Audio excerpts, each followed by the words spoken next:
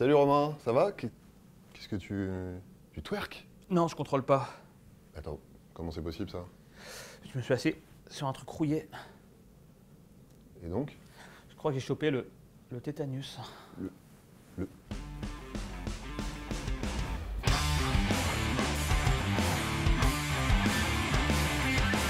Vous avez peut-être un point commun avec Romain, vous avez sans doute entendu dire qu'on chopait le tétanos en se blessant avec un objet rouillé.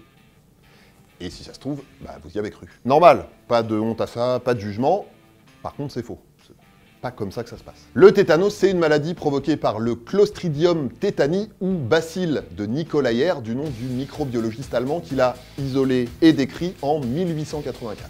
Le Clostridium tetani, donc c'est un bacille, c'est-à-dire une bactérie de forme allongée, on dit en forme de bâtonnet, même si en l'occurrence, les scientifiques parlent d'une forme de raquette de tennis ou de baguette de batterie. Manifestement, c'est des scientifiques qui sont pas très forts en tennis et qui n'ont jamais joué de batterie. Et qui n'ont jamais vu de sperme. À l'état de spore, c'est-à-dire sous sa forme inactive, il peut survivre très longtemps s'il est au chaud, à l'abri de la lumière, dans un environnement humide. Mais s'il pénètre dans le corps humain, il peut se réactiver et libérer sa toxine. Et c'est là que ça commence à mal se mettre. Sa toxine, c'est la tétanospasmine, et le problème, c'est qu'elle est neurotoxique.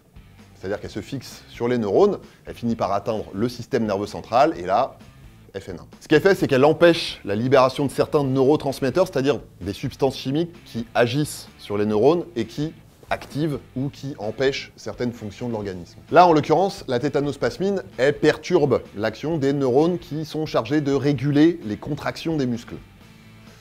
Et résultat, les muscles, ils se contractent. Ça peut aller très vite, les symptômes ils peuvent apparaître entre 3 jours et 3 semaines après la contamination, mais en général c'est au bout de 2 semaines. Et les fameux symptômes, au départ ça peut être des spasmes ou des contractures des muscles de la mâchoire, de la nuque, du dos, du ventre, etc. Attention, hein, on parle de muscles qui se contractent brutalement et de façon prolongée. Genre ça surprend, ça dure, ça fait mal. Dans la forme la plus grave du tétanos, c'est-à-dire si on fait rien, c'est tous les muscles qui se contractent en même temps. Un peu comme si votre corps était une immense crampe qui veut pas s'arrêter. Ça s'appelle un opistotonos, et dans ces cas-là, on décrit des malades qui sont en arc de cercle et qui touchent le lit uniquement avec l'arrière du crâne et les talons. Le problème, comme on l'a dit, c'est que ça dure, et le pire, c'est que la toxine, elle peut atteindre les muscles respiratoires et les paralyser. C'est même la principale cause de décès liée au tétanos. Oui, parce qu'on peut en mourir. On en meurt dans 30% des cas à peu près en France, et 50% dans le monde. Si on est un adulte, parce que pour les nouveau-nés, ça monte à 70 voire 100%. D'ailleurs, les premières victimes du tétanos aujourd'hui, c'est les nouveau-nés, dans des pays où il n'y a pas de vaccination et où les conditions d'hygiène sont basses. La porte d'entrée, c'est le cordon ombilical, au moment où on le coupe, à cause des instruments qu'on utilise ou de ce qu'on met sur la plaie. En France, par contre, la maladie, elle a quasiment disparu depuis qu'on a découvert un vaccin et qu'il est devenu obligatoire en 1940. Genre, il y a une dizaine de cas par an, chez des gens qui sont pas ou plus couverts. Bon, mais pour en revenir à la question de départ, qu'est-ce que la rouille vient faire là-dedans? Si on se fait un petit peu la liste de ce dont on a besoin pour choper le tétanos, on a des spores de Clostridium tetani, un endroit chaud, humide et à l'abri de la lumière pour qu'il puisse tranquillement attendre le client, un corps humain et une blessure pour que les spores puissent entrer dans le corps humain. Bon, les spores et le corps humain, maintenant on voit à peu près comment ça se présente, mais la blessure déjà. Ça peut être soit une blessure qu'on avait déjà et les spores viennent se coller dedans, soit une blessure qu'on se fait sur le moment dans l'environnement où les spores se trouvent. Et si ça se trouve même, des spores, il y en a sur l'objet qui nous blesse. Bon, et donc, comme environnement chaud, humide et à l'abri de la lumière qu'on peut être amené à fréquenter, qu'est-ce qu'on a? L'arche à ta grand-mère. Non, pas ça.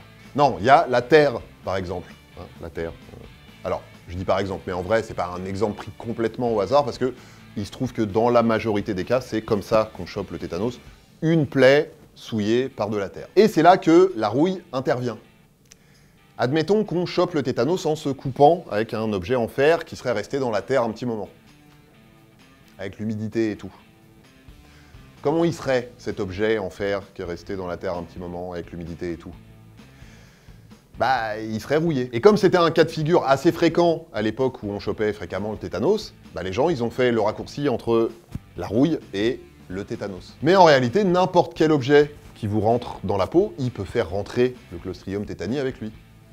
Une écharde, une épine de rose, des ronces, n'importe quoi. Et puis le Clostridium tetani, on le trouve pas que dans la terre, en vrai. On peut le trouver dans plein d'endroits, on peut le trouver dans de la poussière, dans des lieux un petit peu sombres et un petit peu humides, et aussi dans le caca de certains animaux. Parce que les spores, ils résistent à la digestion. Donc, rien à voir avec la rouille. Mais Oui, Romain? bah, pour mon tétanus alors. Romain, t'avais envie de twerker, je t'ai surpris, t'as paniqué, t'as inventé toute cette histoire de tétanus, on est d'accord? Non. Voilà, DTC c'est fini pour aujourd'hui, on se retrouve très vite pour de nouvelles vidéos. D'ici là, prenez soin de vous et prenez soin des autres, mettez-vous bien et surtout, portez-vous bien.